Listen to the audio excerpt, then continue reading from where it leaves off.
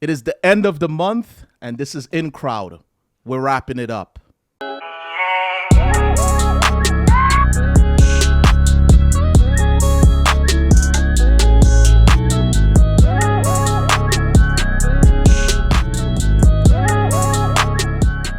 What's up? What's up? This is In Crowd Network, and we're launching a new series here where we're going to take everything that happened in the month, we're going to put it together, and we're going to wrap it up.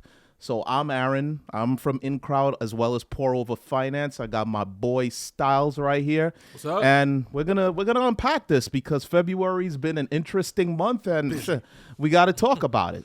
Busy month, man. I mean, I actually didn't realize how many things happened until we started jumping into it. So we chose the ones that we feel like we want to talk about. So where do you want to start, man? Where do you want to start? We got many things.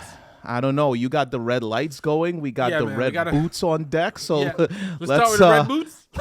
Let's start off with the Mickey Mouse boots, man. Now, for the record, I want to start by saying maybe I'm not the most swagalicious dude because I just used the word swagalicious. But at the same time, what are those? So we're going to play this clip, and maybe everyone else has seen it and they think it's cool, but I think this thing is ridiculous. So let's go ahead and just play this clip real quick.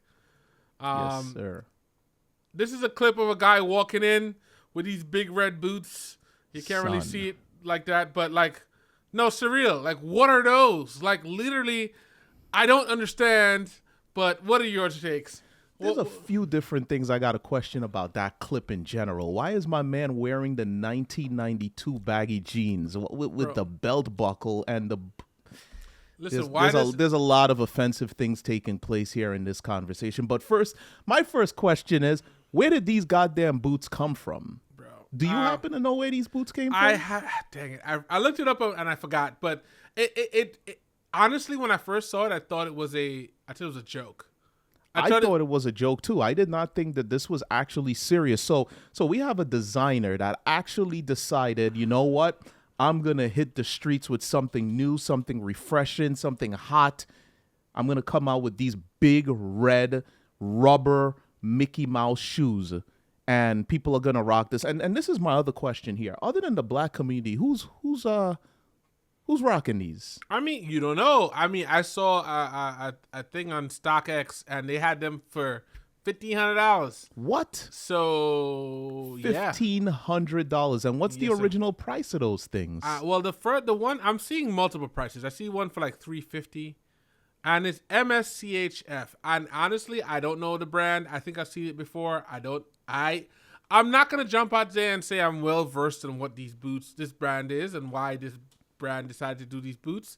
But this has to be something from a foreign designer. There's no way that this is an American designer that did something like this. I feel like whoever this is saw the ridiculous nature of some of the clothing items that Kanye West put out and said, you know what?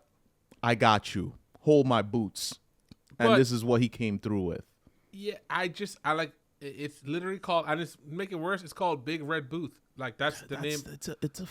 I think at this point where we're being played with, I think this is a joke. I think people are literally saying, watch me come out with the most ridiculous, nonsensical thing and see who's willing to pay for it, and boom, that's what we got. We got these big, goofy red boots, and people are wearing it. You saw homie over there. My man had on baggy jeans. I mean, doesn't that kind of block the swag too? Like, you're not even seeing the full length of the boots. It's crimped. His boots were, his pants were crimped. They have waves in them. Yeah. Bro, what is happening? Anyway, this designer also has a shoe that costs $450 that looks like a cast, or the thing that you wear in your foot when you break your foot. Wow. And it's called Help, I Broke My Foot. Are you kidding? $450. So see, that's what I'm talking about. You know what? This has to be a joke. People are buying it. So, you know, I 100%. Anyway, we can talk about that all day. I can't fault them. I just feel like this is ridiculous. It's foolishness.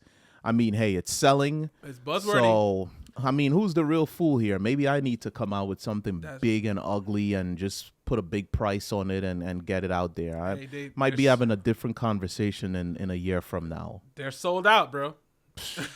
That's crazy. I'm They're waiting to sold go out. to Manhattan or something and just see someone coming through with the Mickey Mice. Like, that's crazy right there. The shit looks like a Lego piece, bro.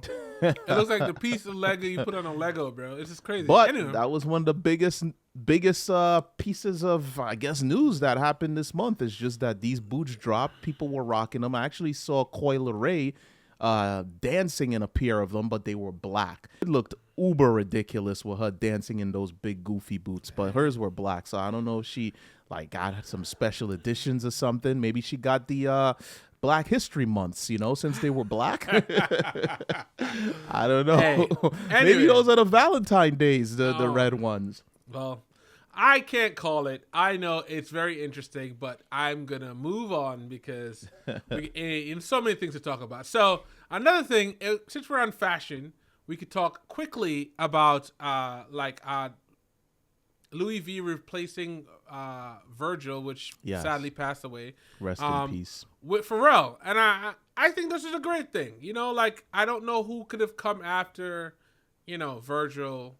I mean, Kanye would say himself, but Ye is like untouchable right now. Yeah. So, but I think Pharrell is a good choice. I mean, Was there anyone echoing Right a up. sentiment that was the opposite of that? Because, Pharrell has always been, from my personal opinion, a hip hop icon. And when I say hip hop, I mean it in the sense of it as an ecosystem. He was never the dude that was just music, Yeah. or he was never the dude that was just like anything specific. He always, I don't know if you remember how big they were in skate culture when they first came out.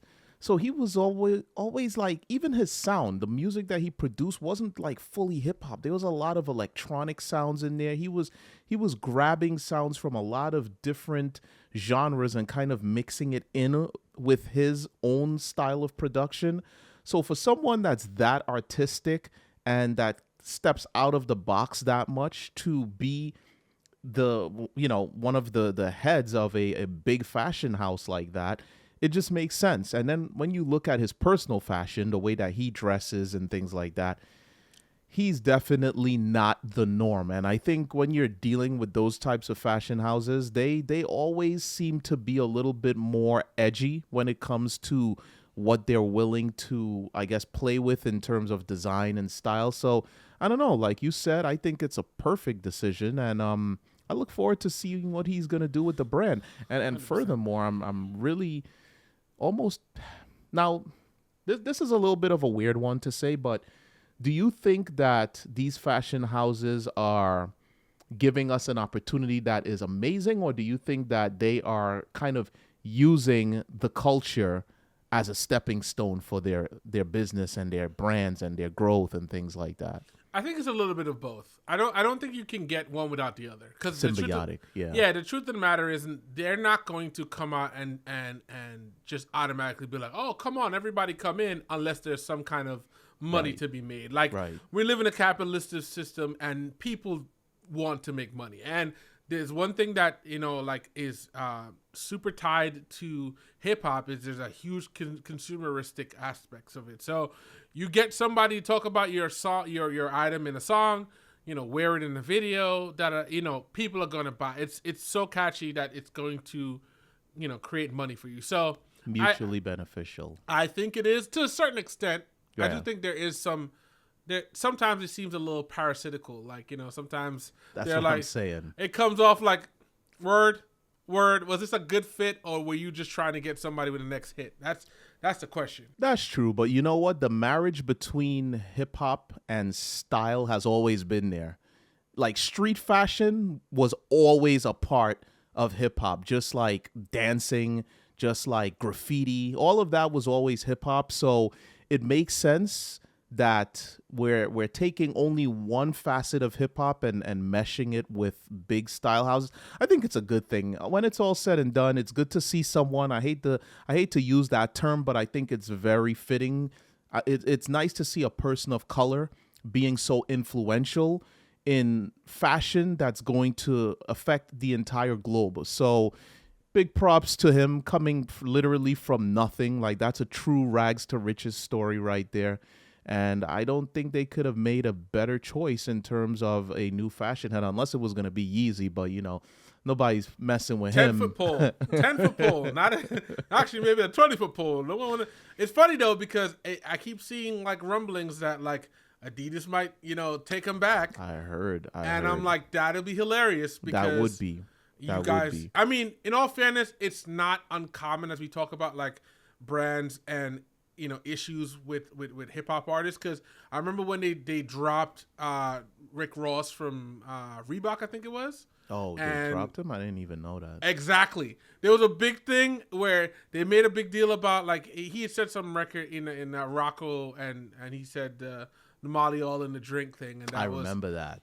They were protesting them. They dropped him, but then all of a sudden, they came back around, and so it's not uncommon, but it's just like I think Kanye's.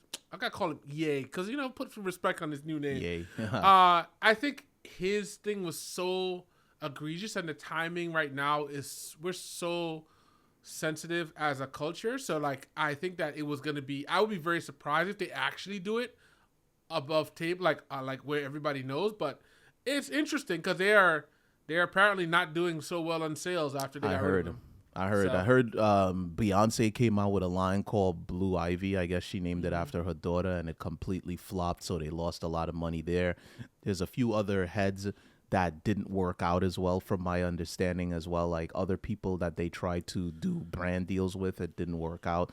So yeah, they lost the big bread and butter that Kanye used to bring. So I mean, that's a good thing because it shows how much influence he really had in that world, but it's also a bad thing because, I mean, come on, man. You can't put yourself in the position of just wanting to outwardly offend a specific group of people and think that it's okay. So I don't know. It's going to be an interesting one if they decide to work with him again, but they're still going to lose a lot of money even if they work with him, because now it's going to appear that they are siding with that type of behavior.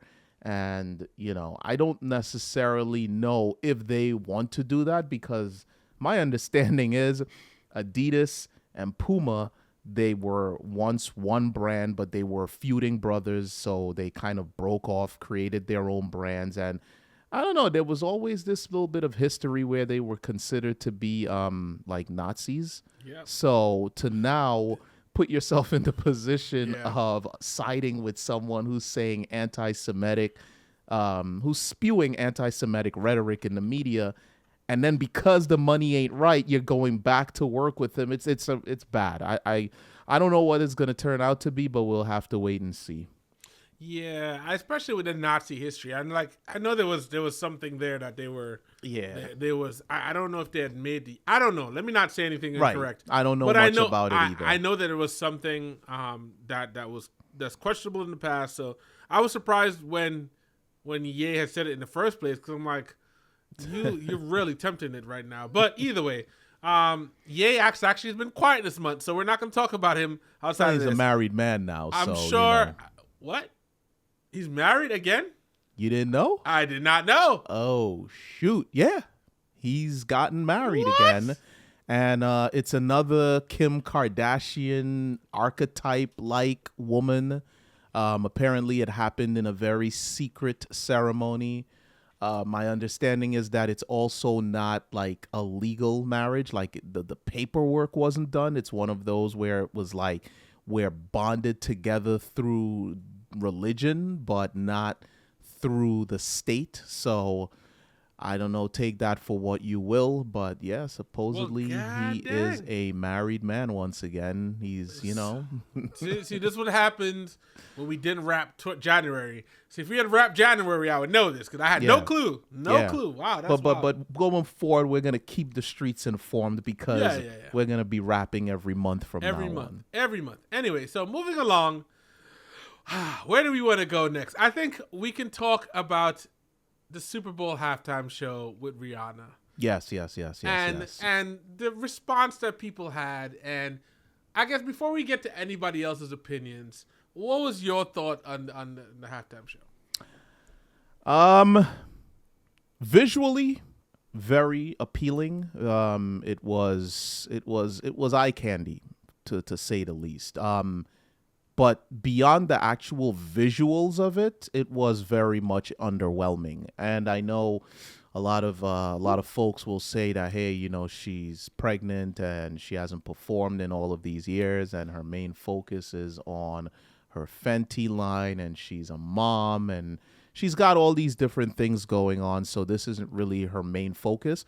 And if that's the case, I don't have a problem with that, but the Super Bowl show is supposed to the Super Bowl halftime show is supposed to be almost like this larger than life performance. It's like the one time they say that any artist that is performing on the Super Bowl halftime show, this is going to be their biggest audience ever, because not only are you performing live in front of billions of people who are potentially, well, not billions, but millions of people watching the show. I don't know if it hits billions in terms of people viewing, but I know that it's at least millions. And then you've got this massive stadium of people that are watching as well. So this is the time to really put out your best effort in terms of what you can do performance-wise. But Rihanna has always been this like against the grain type of individual. Like, she's never really been the one to move down the path that is carved. She's always the one that's going to carve a different path. So it seems like she kind of did that on her own. People were saying there was a lot of symbolism, like the white was supposed to be Rocky's, jizz, for lack of a better term. Wait a minute. And, Hold on. What? Yeah, and the red was supposed to be, her, Nana getting what it deserves. I've never heard that one. This is what I've heard. I don't know. I haven't heard that from the performers themselves. But all in all, visually it was appealing. The audio was meh. It wasn't her best singing. I've actually heard her voice sound much better. And in terms of her movement, her working the stage, she was pregnant, so it really wasn't anything to speak about. All in all, I thought it was really underwhelming, considering that it was the Super Bowl halftime. But, am I disappointed? No. Is it what I expected? No. But at the same accord, I don't understand what all the problems are over. It's like people just pay too much attention to things that really shouldn't matter that much. This is very true. So but I guess my question is, actually, let me give my opinion first. I thought it was good. I mean, I watched it way after. I didn't watch the Super Bowl at all. But I thought it. I mean, as performances go, I thought it was all right. Was it something to go crazy about? I don't know. Like, it is what it is. I think that it kind of pales in the shadow of last year's, because last year's was so epic. I mean, we had Eminem, Dr. Dre, 50 Cent, Mary J. Blige. Like, I'm missing somebody else. Snoop. Like, you can't compare that to, like, one artist. But then before that, do you remember The Weeknd? Did anybody talk about The Weeknd? That was 2021. No one talked about The Weeknd. And looking at the years past, it's like, we were locked down for 2020 when they did the Super Bowl. Well, yeah, we would have been just about to go locked down. It was Shakira and Jennifer Lopez and Bad Bunny. Like, no one remembers that. So, the truth of the matter is, I think it's either super iconic or it's just another performance. And unfortunately, I think Rihanna fell into just another performance.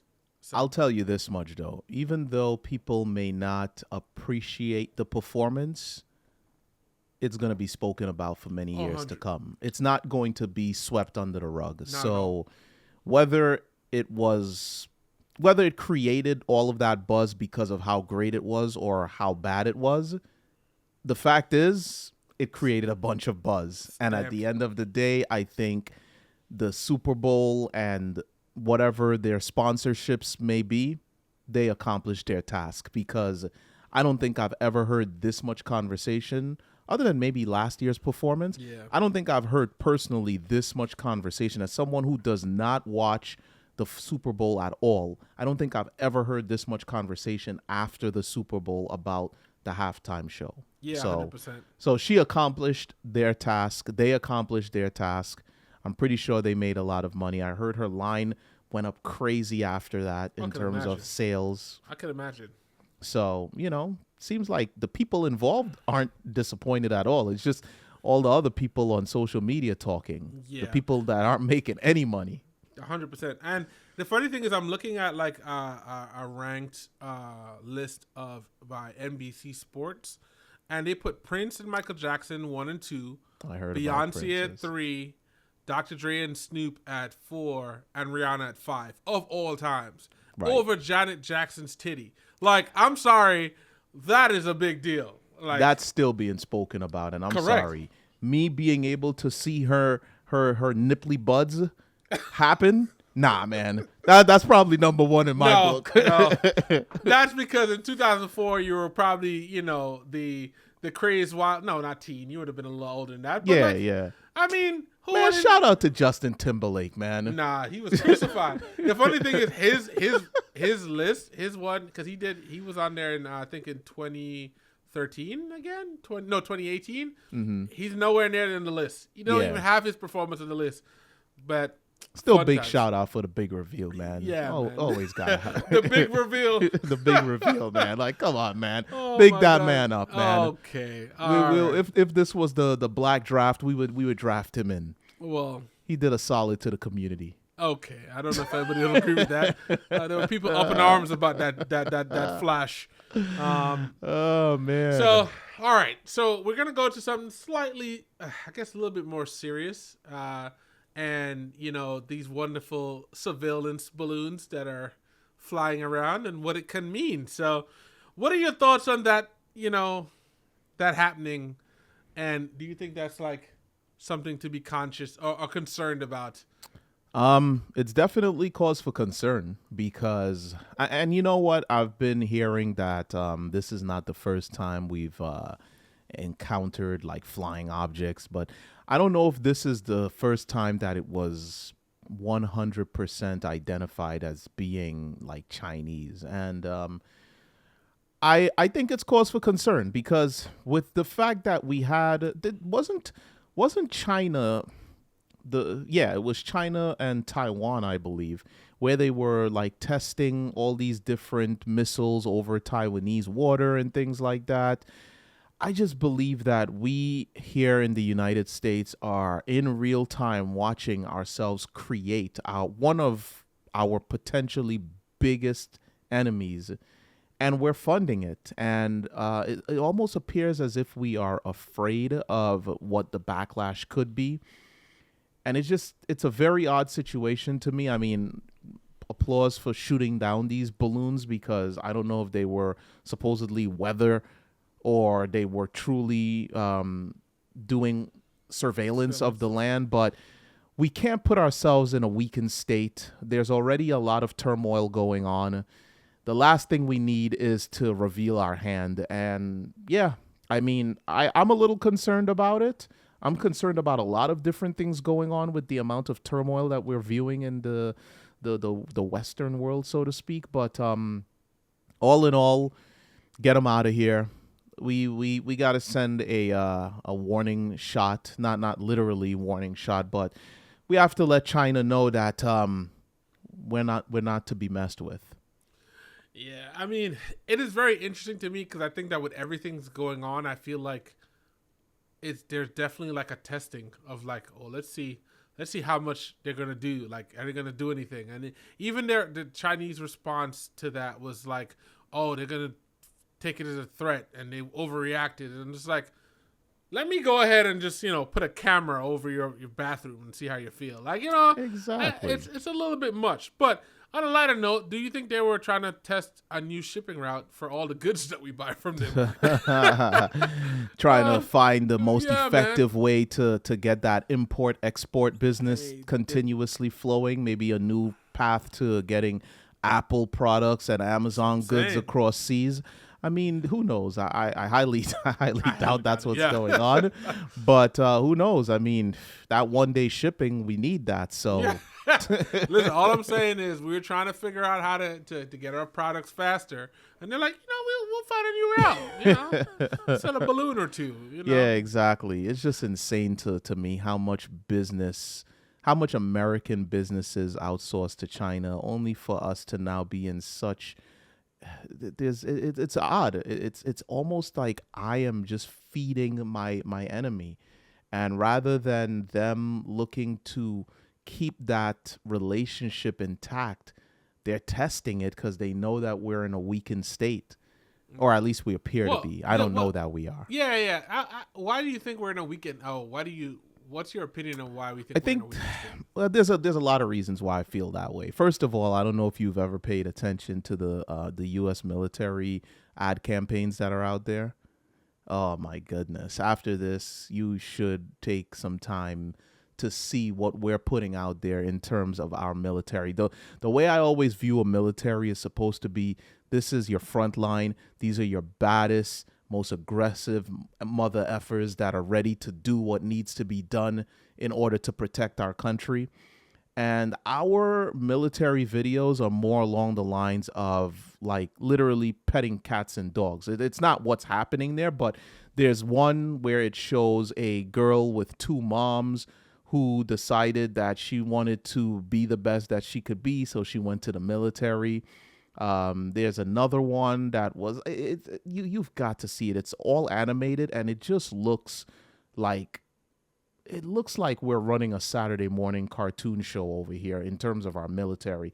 Then you go watch Russia, I believe, has a military training video. China also has one. You see their military videos, and it's like, this is what a military is supposed to look like. But I'm gonna stop you there because, like, we could talk about the Russians one, and they're getting their ass mollywopped by Ukraine right now. So Well, now let me ask you this: with the fact that you're saying that they're getting mollywopped by the Ukraine, do you think that Russia is putting out their best effort versus the Ukraine? No, I don't. It's almost as if. So, like, if I knew that by doing this, I could potentially be rattling a lot of feathers, I'm not coming hard in the beginning. It's like when you're running a marathon. The people that know how to truly run marathons, they start off very slowly, and they pick up their pace as they get closer to the end so that they can give it their all at the end and potentially win. If you come out of the gate with all your heavy artillery, that's where you put yourself in a weakened state. So now I don't necessarily know what's going on in Russia. Clearly, I'm not an inside man, but I would have to assume if their military is intelligent, they're hitting Ukraine with the stuff that they can afford to hit the Ukraine with without in any way hurting themselves. And if there's real backlash as a result of what they do, then they got to pull out the big guns. So I don't necessarily know if we can take what we're seeing to heart and say that, yeah, they're looking real bad in this fight. I think they're probably not revealing their full hand. Well, on that note too, do we think that all this stuff is just an attempt to bait America into like World War III? Are we 3 2? I don't know. 3, right? Yeah, it would be 3. I don't know. I would hope not, but there's no real way of confirming if that is what they're thinking. I just wonder that because, like, I know, like, Zelensky, Vladimir Zelensky was saying that if China teams up with Russia, that it would literally be World War III. And I'm just we do not need another world war right now. We do not. But Japan just got in too. Yeah. They just pledged $5.5 billion towards the defense and aid of Ukraine. So. Oh, okay. Well. So yeah, it's heating up. But from my understanding, Japan has always been kind of like not in. They're kind of enemies of China. Not enemies, but they're not in. They don't like China. They don't like Russia. So them teaming up to defend the Ukraine kind of makes sense as well. There's a lot of relationships being formed as a result of this as well. Yeah, definitely. Well, but we'll have to see whether those balloons are going to be bad news or it's just something that's going to disappear like nothing happened. We'll have to wait and see. Yeah. So, on that note, moving along, this one is actually slightly irritating to me, but slightly, maybe more than slightly. But it's definitely irritating. So there's been a lot of stories because there was a video that came out from Grant Cordone, and he's talking about how a lot of his followers are, black, and he gets them because he, caters to street folks. Matter of fact, I'm gonna play the clip. Roll it. So for us, about half my audience is black under the age of 40. How did a white guy attract an audience? Like if I'm out in public and I see a 55-year-old white man or a 25-year-old black kid, the black kid knows who I am. There's like there's a 10 times better chance, 10x, that the black kid knows me. Now the reason is because we go after that audience and we're talking to them in very street terms, if you will, very not big nomenclature, vocabularies. Mm-hmm. We just keep everything very tight and simple. And so on this here Black History Month, no, I'm sorry. My concern there is that you could have gone and saying, yes, these are the people we target. We feel like we have, the better connection, better reach with these people. It's stuff that we're tied into that people want to, people in these demographic want to make more money. They want to he had a lot of different ways to go there, but he's like, no, I target them and, we don't use big words and we talk to them street. And I'm like, what are you talking about, bro? Why? Just why? But I mean, to me, it's like, there's another clip too where it's like, oh, I can use the N-word. I need someone to stamp that I could use the N-word. And I'm like, yo, hold on. Grant Cardone said he can use the N-word? He said, I need somebody to stamp that I could use the N-word. I don't have that clip. But it's just like, yo, like, it frustrates me. So what does that tell you about Grant Cardone as a person? Honestly, he wants the stamp to use the N-word. He's saying he's not using big nomenclature. What does that tell you about him? I think more than anything else, he fits into a category of people that are super, have a very super diminished view of black people as a whole.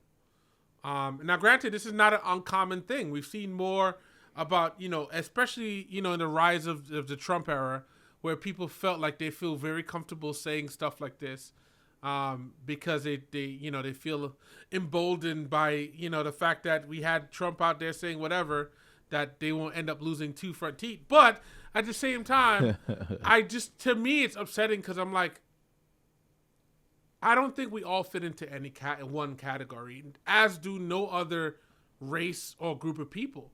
So is it safe to say that Grant Cardone is racist? That's a good question.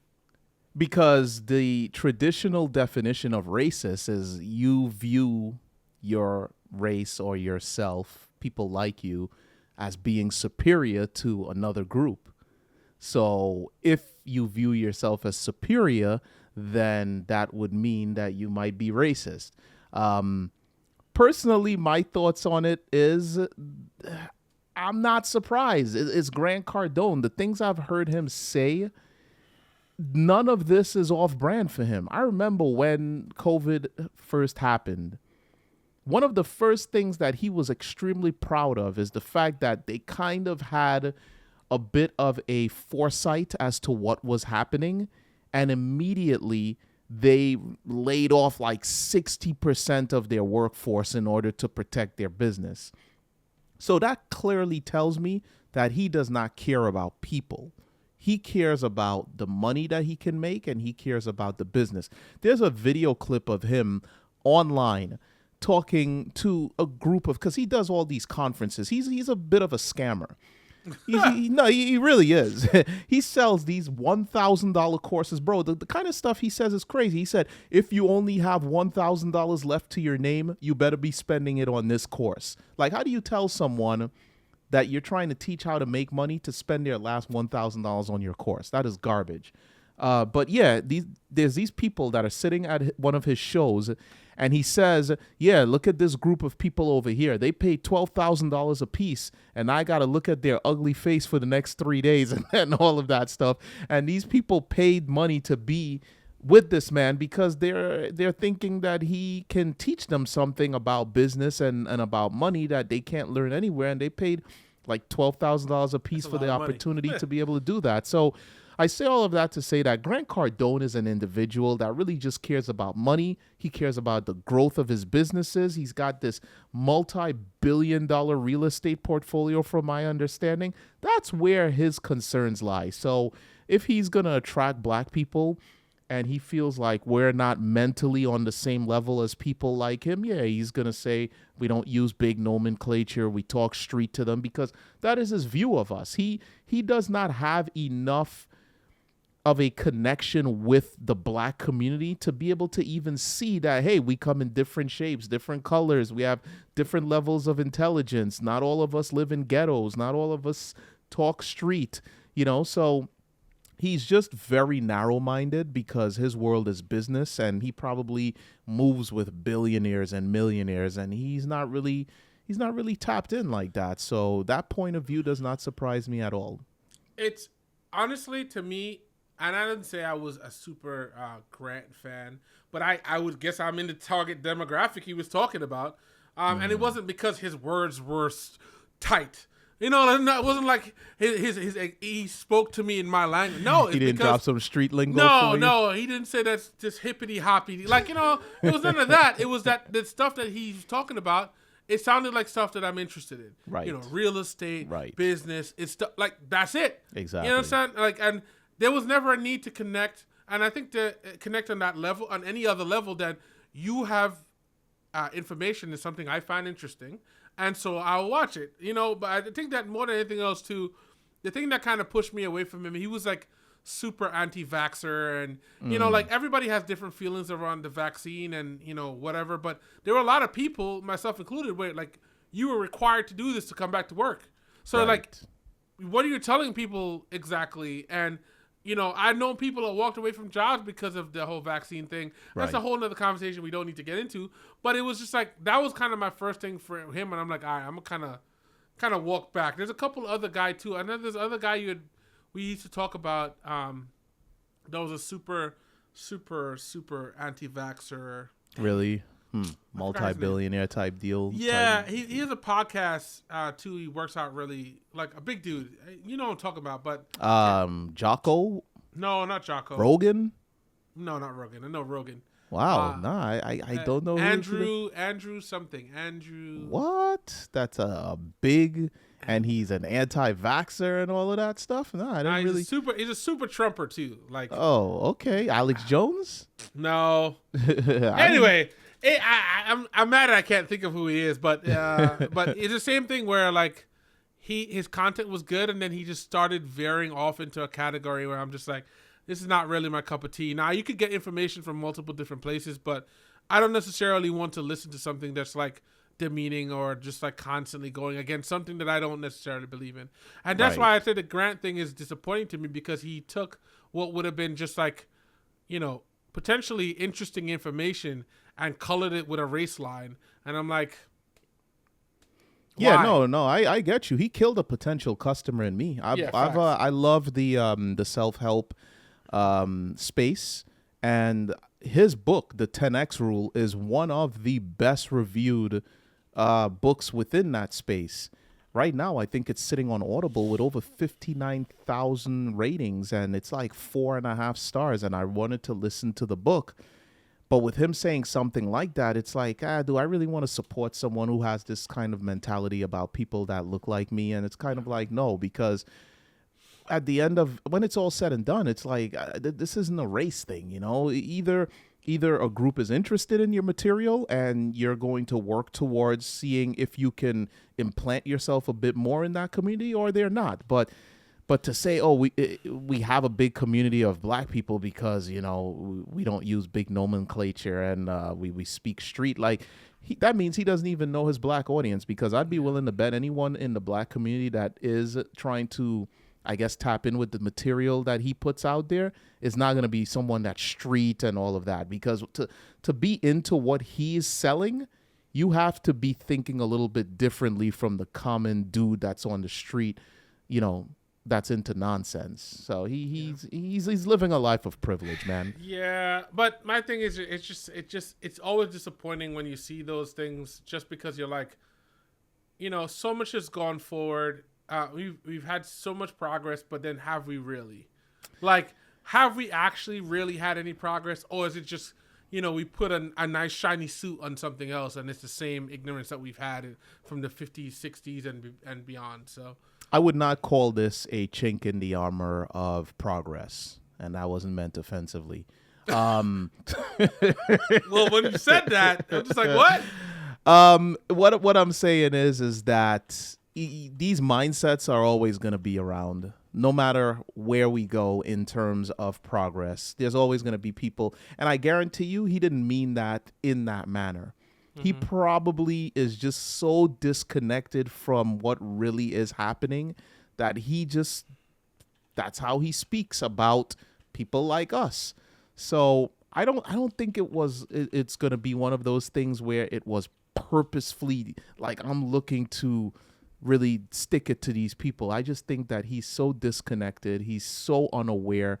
His mind is so in a different place from what's really happening out there that he even thinks it's okay to say this publicly. So just another mindset out there that you're getting a glimpse into what they really think. That's really it. That's how I see it. Well, on that note, I'm really mad I don't remember this person's name, and I'm gonna remember as soon as we stop recording. That's funny. So lastly, those are the majority of our topics. The one question is, are you excited to see Fast and Furious 10? Ooh, talking to the wrong man about that. Wow. That one actually came out of left field. I know. That was I have not paid attention to or watched one of the Fast and Furious movies in many, many, many years. What was the one that Tyrese was in? Like the first one he was in? Yeah, he was a couple and they brought him back. But the first one, which was the first one that he was in? Was that 4? I think that was 4 or 3. Because I watched Tokyo Drift, and then after Tokyo Drift, whatever the one that was after that was probably the last time I watched it, because the movies no longer, huh? It was fast. It's Too Fast, Too Furious, the second one. So he was in the second one. So I probably watched the second one, then Tokyo Drift. And then after that, I probably stopped because I can't remember any of the others, because the material no longer was feeding the reason why I was into the series. It was really about cars. Yeah. And it seems like it just became this big action-oriented explosions and gunfire. And, like, not to say that the first one wasn't like that. And it just... There was a lot of focus on the cars as well, and I don't see the cars being like a big part of the movies anymore. It's kind of grown into something completely different, and it lost my interest after that. So to answer your question, Fast and Furious 10 is going to show up and disappear without me even I haven't even, like, I knew The Rock was in 1 or 2 of them. I haven't even watched those. I stopped. Well, as a loyal fan of this franchise, as cringe-worthy as it's been at different times, I'm glad that we're able to put a nice little bookend on this. This is supposed to be the last one. And so I'm sure there's gonna be spin-offs, because The Rock had one that was a spin-off that's not considered like on the same lane, but I think it's a good end. It's good to put it to rest. I mean, I think once we lost Paul Walker, it definitely was hard to keep going. I know it had to be hard for the people who actually knew him. I didn't know him, and it felt like I lost somebody. So I could see that. I think it's good. I'll definitely see it. Not open week though, but I'll see it. And we'll see. Maybe I'll watch them all in one go. Maybe I'll make it my triumphant return to the series just so I can review it for In Crowd. That was my question. I'm like, you gonna pass up the opportunity, but just for In Crowd, I might have to check it out. Like because we got the reviews here, and I hold that segment down. That would be a very interesting review to have, seeing as I have, kind of developed this disgust for the series. So I might do that just for the people. I might do that. I feel like I gotta come in there just to off balance your negative review. Let's do it. Let's make it a combined review. Oh man. Yeah, let's do it. We might have to do that. But all right. I think a lot of things happened this month. These are the things that we kind of wanted to go through. One very important thing is Black History Month. Correct. Even though it's the shortest month of the year, we appreciate it nonetheless. It's recognition no matter what. We can't do a February wrap without talking about that just briefly. So shout out to everybody, Yeah, exactly. February definitely it always, and one of the things that I like, I get a lot of shows that pop into my email for various things, music, things like that. And a lot of different things are happening in terms of history, soul, jazz, all these different things that are a representation of the Black experience. So, it's kind of nice to see that because you don't see that kind of recognition happening all the time. So when you do get it, it's definitely nice. It definitely is. And you know what? The other beautiful thing is, in my personal opinion, this is one of the most normal months I've had since COVID began. This is very true. It actually is starting to 100% feel like this thing doesn't even exist anymore. This is very true. So, yeah, except now allergies have come back with a raging fist, bro. I'm just like, what? You're probably gonna feel it a lot earlier than I will because you're in that area, and me here a little bit further up north. We're still dealing with some cold and things like that. I'll probably start getting hit heavy in the next month or two, so man, it's gonna be crazy. I've been lucky so far because it hasn't really affected me, but I had multiple people that were like down for a day because of allergies, and everybody's like still terrified about like COVID. Yeah. So you it's start sneezing. Yeah, and everyone's like, whoa, what's happening here? So, but this has been wrapped. We're gonna continue to do these and involve these and try to find different ways to make this interesting. Maybe get a couple guests in here. Yes. Break it up. We're not gonna assume that you're just all street. And we're gonna give everybody an opinion, and it comes to this. Yeah, sorry, I gotta let that one off one more time. Yeah, disappointed, man. Disappointed. Grant Cordone, you disappointed me, and I wasn't checking your shit anyway. Ooh. But we're not. You dead on the streets, man. So all that street talk ain't gonna call it. All that street talk ain't cutting it no more now. Your fan base is gonna. Anyway, moving along. Turn them down. We're gonna keep this moving. Shout out to everybody that tuned in. You made it all this way, man. Thanks for wrapping up the month of February with us. Always remember, wrap it up. I could not do that. All right, guys. See ya. Peace.